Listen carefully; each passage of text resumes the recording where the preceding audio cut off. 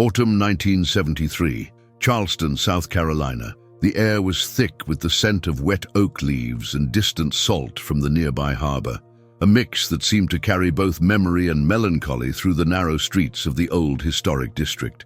At the edge of White Point Garden, where cannons from forgotten wars stood silently among palmettos and moss-draped oaks, a man sat alone on a bench every afternoon, always at the same hour, always facing the same path. His name was Walter Grayson, though few who passed by ever knew it. He was an old man now, hunched slightly, with a weathered face and hands that moved with surprising grace across the worn keys of a battered accordion. He never asked for money. There was no open case in front of him. No signs, no eye contact, just the song, a slow, aching melody, quiet but persistent, rising each day as the sun dipped low behind the Charleston Battery. Some locals had grown used to him, the accordion man by the sea, as he was sometimes called. Tourists thought it quaint, maybe even poetic, a relic of the Old South playing mournful music in a park filled with Civil War statues. Few ever stopped to listen closely, fewer still recognized the tune. But to Walter that song was everything. It wasn't from any published score. He had written it himself in the last days of 1944, crouched among ruins in Belgium during one of the coldest winters the war had ever seen. It was there, beneath crumbling brick and mortar, that he had fallen in love with Eleanor, an army nurse from Chicago, with a laugh that cut through mortar fire like sunlight through fog. They had found each other in the space between chaos, he a wounded infantryman, she his reluctant caretaker, and the melody had come to life between them like a promise made in whispers, one note at a time. He played it every afternoon because he didn't know what else to do. Because time had passed, and letters had gone unanswered, and the world had moved on without him. Because the war had ended, but his story had not. Walter Grayson didn't play for attention. He played because, somewhere deep down, he believed the song might still carry a signal, like a beacon across time, towards someone who might still be listening. Then, on an afternoon like any other, a woman in a blue wool coat stopped mid-step. Her purse slipped from her shoulder and landed softly on the grass. Her eyes locked on Walter's hands.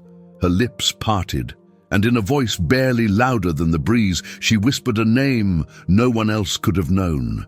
Thomas. Walter's fingers froze on the keys. It wasn't his real name, not anymore, but it was the one he had used in Europe, the name under which he had loved her, written to her, waited for her.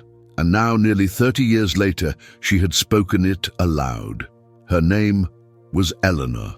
If this story touches your heart the way it touched mine while writing it, please like and subscribe to the channel. It helps us continue to tell real stories that inspire, move, and surprise. And now, prepare yourself, because what happens next will change everything. There are places in America where time seems to move slower. Not because the world outside pauses, but because certain hearts have chosen to beat to an older rhythm. White Point Garden in Charleston was one of those places.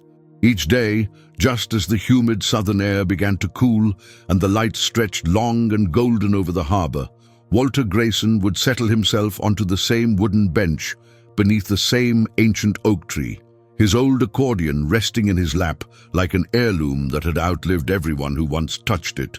He didn't speak, he didn't smile, and yet there was something unshakably gentle about him. His clothes, always clean but worn thin, looked like they hadn't changed much since the 1950s.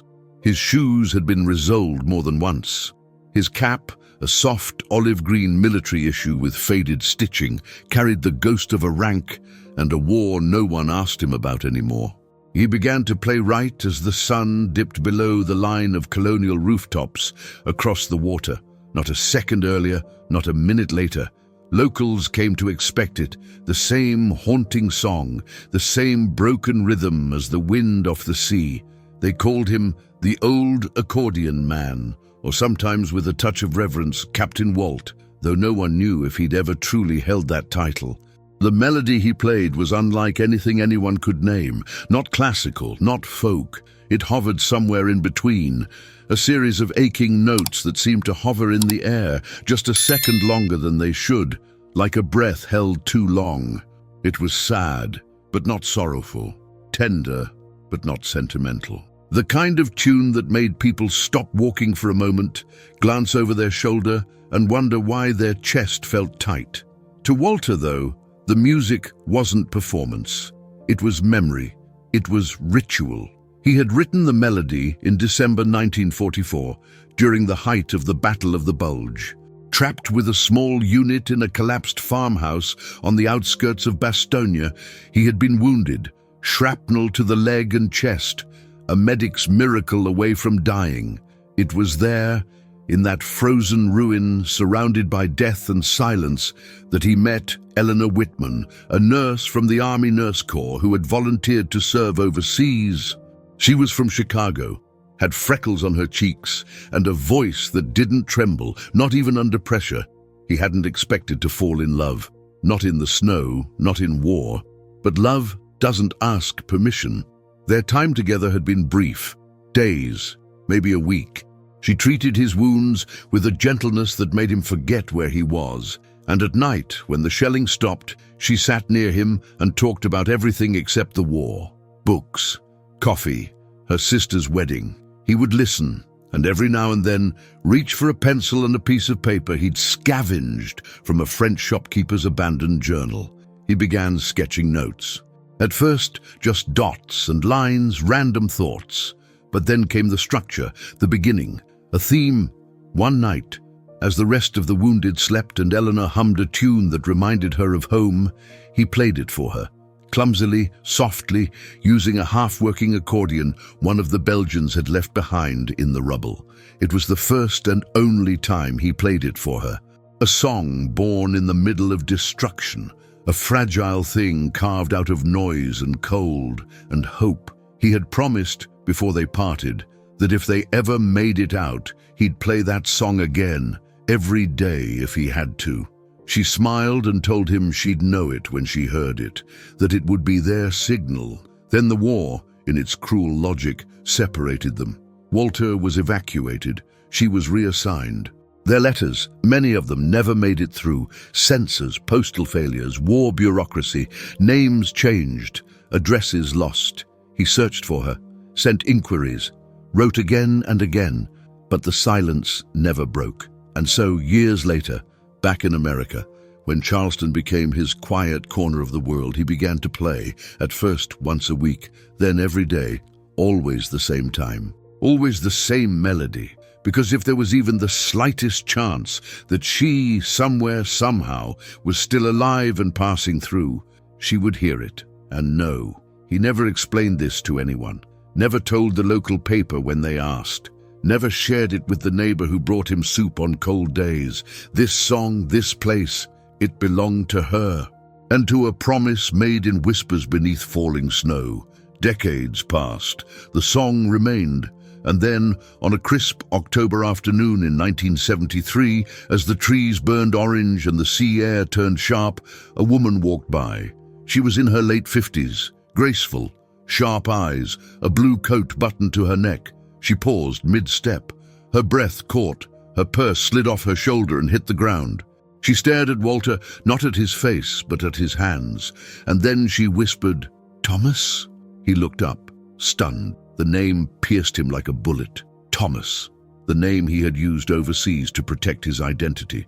The name she knew him by. A name that hadn't been spoken aloud in 30 years. He whispered back, voice hoarse, "Ellie?" Some songs aren't written to be heard. They're written to be remembered. The winter of 1944 was among the coldest Europe had seen in a century. But for Walter Grayson, what made it unforgettable wasn't just the bitter wind or the roar of artillery. It was Eleanor Whitman, a woman with copper-red hair tucked under a military cap, a nurse's armband on her sleeve, and a calmness in her voice that made the shell fire feel miles away, even when it was only yards.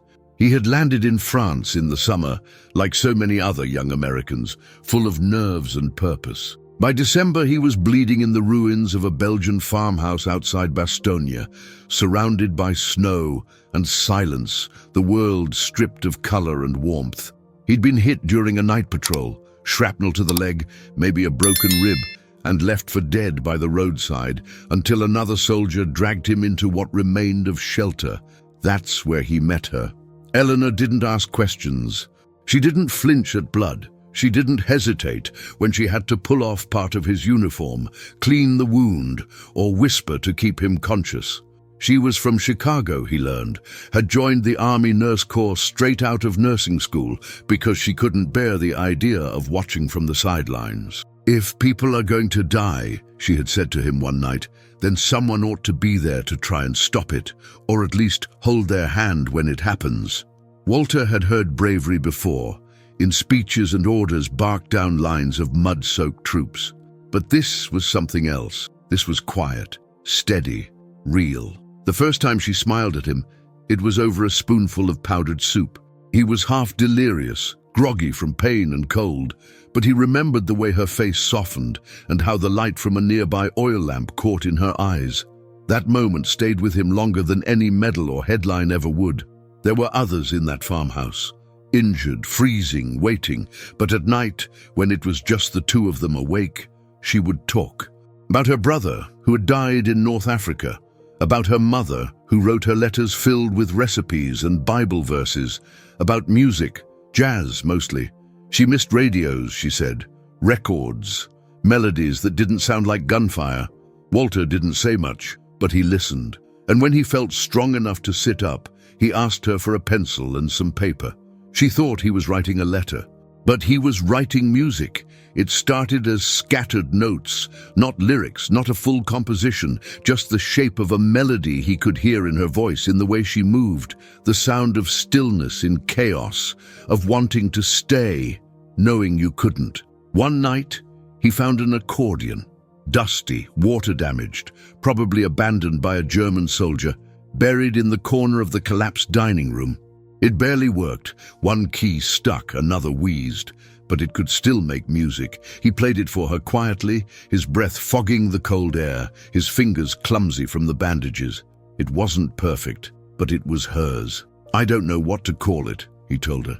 "You don't need to," she replied. "I'll know it when I hear it." That was the night he told her his name wasn't Thomas, that it was a cover, a safety net in case things went wrong. He told her his real name was Walter, but she only smiled and said, "You'll always be Thomas to me. That's the name I met when you were bleeding, and I didn't walk away." The next morning, the order came to evacuate the wounded. Walter was one of them. Eleanor was assigned to stay. There was no goodbye, just a glance, a whisper. "Play it," she said. "If you make it out." He never forgot those words. Back in the States, the war ended, but the search began. He wrote letters, dozens, to hospitals, to old units, to people he thought might have known her. He never heard back. Maybe the mail was lost. Maybe she had died in some other bombed-out village, or married someone else. Maybe she just never got his letters. He couldn't know. So he made a decision. If he couldn't find her, he'd let her find him. He rewrote the melody, cleaned it up, gave it structure, heart, soul. He carried it with him through odd jobs and late nights and silent years. And when he moved to Charleston, a city where he knew no one, but where the trees whispered like a voice in the snow, he began to play. Not once, not twice. Every afternoon, because that song was never about performance. It was about keeping a promise. Some romances don't fade, they just wait, frozen in a song, waiting for the right ears to listen. Her voice barely carried above the rustling leaves, but for Walter Grayson it was as if the world itself had fallen silent to make room for that one word, Thomas. It wasn't a question, not really. It was memory, breathless and fragile, a name that had been sealed away like a letter in a locked drawer, only now opened after 3 decades of silence. Walter turned slowly, his body slower than his mind, his heart faster than both. There were tourists behind her, children laughing in the distance, a dog barking near the waterfront, but in that moment, the only thing he could see was her. She stood a few feet away, hands trembling, her purse forgotten at her feet, her breath short. She looked older, yes. Time had moved across her face in soft strokes. Silver hair, fine lines at the edges of her eyes, the subtle weight of years lived. But her posture, her eyes, that small questioning tilt of her head, it was Eleanor. He whispered her name, the way you speak to something you've seen 1,000 times in dreams, but never expected to see in daylight. Ellie? She stepped forward, slowly, as if afraid a wrong move might break the illusion. Her lips parted, but she didn't speak. Instead, she reached out and touched the sleeve of his jacket just lightly, like she needed to confirm that he was real. Not a song, not a ghost, not just the echo of a memory playing on a stranger's accordion. Then came the tears, quiet, gentle, without drama. The kind you cry not from sorrow, but from something deeper. Relief, maybe. The release of grief you didn't know you were still carrying. "I thought you died," she finally said, her voice cracking. "I waited and waited, and then nothing. I thought the war had taken you like all the others." Walter blinked hard. "I looked for you," he said. "After the war, I wrote to every hospital I could think of, every unit. I used your name, your hometown. I even wrote to a radio station in Chicago. I thought maybe they'd read my letter on air." She laughed quietly as she knelt to retrieve her purse. "I wrote too," she said, "to military archives, the Red Cross. I didn't know your real name. I only had Thomas. It was like trying to find someone in a city that no longer existed."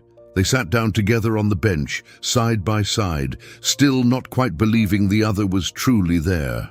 He handed her a handkerchief, an old folded square of linen he kept in his coat pocket, and she held it without using it, as if it, too, was a fragile relic of another life. Eleanor reached into her purse and pulled out a folded, worn piece of paper. She unfolded it slowly, smoothing it across her lap. Walter recognized the handwriting before he saw the notes. It was his, the original melody. The sketch he'd given her, scribbled in pencil on a torn page of army stationery. She had kept it all those years, tucked between pages of a book she brought with her across Europe and back to the States. She had memorized it. That was how she knew. The moment she heard him playing, she knew it wasn't a coincidence. It was a message. It was him. "I was visiting my sister," she said. "She moved here after her husband died. I come every October. I always walk through this park. But today was the first time I heard it." Walter couldn't speak. Not yet. He simply held the music sheet in both hands, as if he were afraid it might dissolve into dust. "I thought about playing it," she added, her voice soft, "after I got home from the war, but it never felt right. It wasn't mine to play, it was yours. I always thought maybe if you were alive, you'd be out there somewhere playing it." "And I was," he said, "every day, for 30 years. They sat there together until the light began to fade and the shadows of the trees stretched long across the ground. Neither asked about marriages, children, careers, losses. None of that mattered, not now. What mattered was that the melody had worked. The song had traveled across decades, through silence, through the noise of life, and found its way back. Before they parted that evening, Walter asked if she would come again tomorrow. Not to talk, not to explain, just to listen. She smiled. "Only if you promise to play it again." "I will," he said, "but only if you promise to stay." And for the first time in decades, the promise wasn't made to a ghost in the distance. It was made to someone sitting right beside him. Sometimes the name we forgot how to say is the one that was waiting all along to be heard again. The next day, Walter arrived at the park a few minutes early. For 30 years, he had been precisely on time. Never late, never early. But that morning, something inside him had shifted. The ritual that once belonged to silence and hope now had a pulse again. He polished the accordion's worn keys with a handkerchief and sat quietly, waiting, not for fate, not for memory, but for Eleanor. She arrived just as the sun began to turn the harbor gold. Her pace was steady, her coat buttoned up against the early autumn chill, and in her hands she carried something new, a small leather envelope, weathered at the corners and tied with faded blue string. When she sat beside him, there was no need for greetings. The way she settled in, the way their shoulders lightly touched, was enough. They sat in stillness for a moment before she placed the envelope in his lap. "I wasn't sure I still had them," she said. "They were buried in a box of my mother's things. I found them last year, after she passed." Walter untied the string carefully, like unwrapping something sacred. Inside were 6 unopened letters, all addressed to Thomas Grayson, each marked with return addresses from hospitals, post offices, and temporary homes Eleanor had stayed in after the war. None had ever reached him. Some were marked "Return to Sender." Others had been opened, stamped with military censorship approvals, and then discarded. 2 had been forwarded from address to address. One even bore a note scrawled in pencil, "No longer stationed here." Walter read the names, the dates. His hands trembled. "I wrote every month for a year after the war," she said. "I didn't know where to send them. I used what I had, places we passed through, army records. I even tried the paper in Chicago, hoping they might print something." He swallowed hard. "I wrote you too. After I got back, I asked everyone I could. No one knew anything. I even got a letter back once from the Red Cross saying you had been transferred, but they couldn't disclose where." "So we were looking for each other," she whispered. "All that time." He nodded slowly. "It wasn't time that kept us apart. It was everything else." They didn't speak for a while after that. There was too much inside them to put into words. Years had been lost, not in neglect, not in cruelty, but in the quiet brutality of a system that separated people even after the bullets had stopped flying.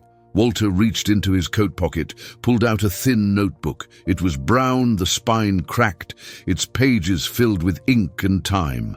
From it he removed a photograph, old, frayed, black and white. It was Eleanor. She stood in the corner of a ruined room, looking directly at the camera. The picture was partially burned on one side, the corner edges browned like the edge of a letter kissed by fire. Her face was faintly smiling, her hands clasped in front of her. There were soldiers in the background, blurred and barely visible. "I've carried this every day since the war," Walter said, his voice barely more than a breath. "When I couldn't find you, I kept this close. I figured if I forgot your face, that would be the end of everything." She took the photo from him gently and smiled, not because she hadn't seen it in years, but because she didn't even know it had been taken. "I never had a picture of you," she admitted. "Just the music. That was all I had left." He looked at her. "That's all I had too." They shared stories then, not dramatic tales, but soft ones. How Walter had worked as a postal clerk, then later a librarian, never really settling, never really staying anywhere long. He never married. "I tried," he said, "but it always felt like I was betraying something." Eleanor had lived a quieter life. She had returned to nursing, then eventually moved into teaching. She'd helped raise her sister's children after an accident took their parents. "I wasn't alone," she said, "but I was never really known either." The world had expected them to move on, to put the war behind them, to marry, to build, to forget. But neither of them ever truly did. Because while war may end on paper, it doesn't always leave the heart so easily. Eleanor opened her purse again and pulled out a folded piece of sheet music. Aged, delicate, but still intact. It was the melody, the one Walter had written for her in a Belgian farmhouse, the one she had tucked into a novel and carried through Europe, through cities and years and silence. "I brought it home with me," she said, "and I played it once, just once, on a piano that belonged to a friend, but I couldn't finish it. It didn't sound right without you." Walter looked down at his accordion. "Would you like to hear it now?" he asked. Eleanor nodded. He played it slowly, softly, not as a performance, not as a call into the void, but as something shared, something present. This time, she was beside him. This time, her eyes were open, watching. This time, there were no missing letters, no failed addresses, no half-forgotten names, just the two of them, and the music. As he reached the final notes, she took his hand. It wasn't trembling anymore. And then, in a quiet voice, she asked, "Do you think it's too late for us?" He smiled. "It's not the years that matter," he said. "It's the song that brought us back. Time didn't steal their story. It only paused it until they were ready to finish it together." In the weeks that followed, the park began to feel different. Not to the passers-by, not to the joggers or the tourists or the children feeding squirrels, but to Walter and Eleanor, who now came together every afternoon, sitting side by side on the same bench, where a melody had once carried all of his longing into the wind. He still played the song, but it sounded different now. Not because the notes had changed, but because they no longer reached out into the unknown.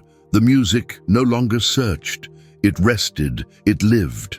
Every afternoon, just as the light began to soften across the Charleston harbor, Walter would take out his accordion and play, not to be found, but to remember, to honor the silence that had once been between them, to give thanks for the unlikely thread of fate that had drawn Eleanor back into his life, not when they were young, not when it would have made more sense, but now, when they had the stillness to truly hold one another's presence.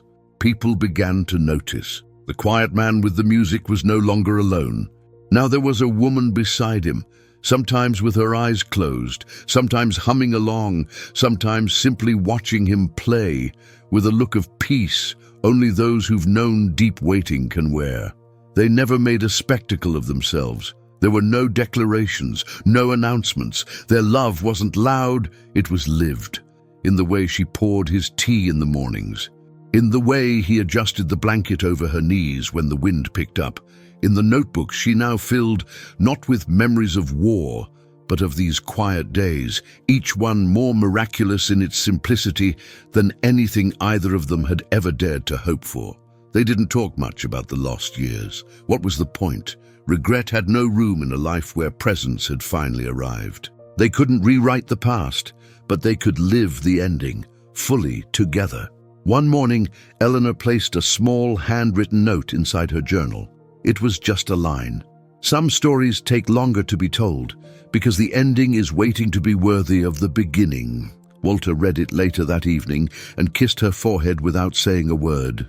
And then, one autumn afternoon, almost exactly a year after she had first whispered his name again, Walter finished the song, gently closed his accordion, and turned to her.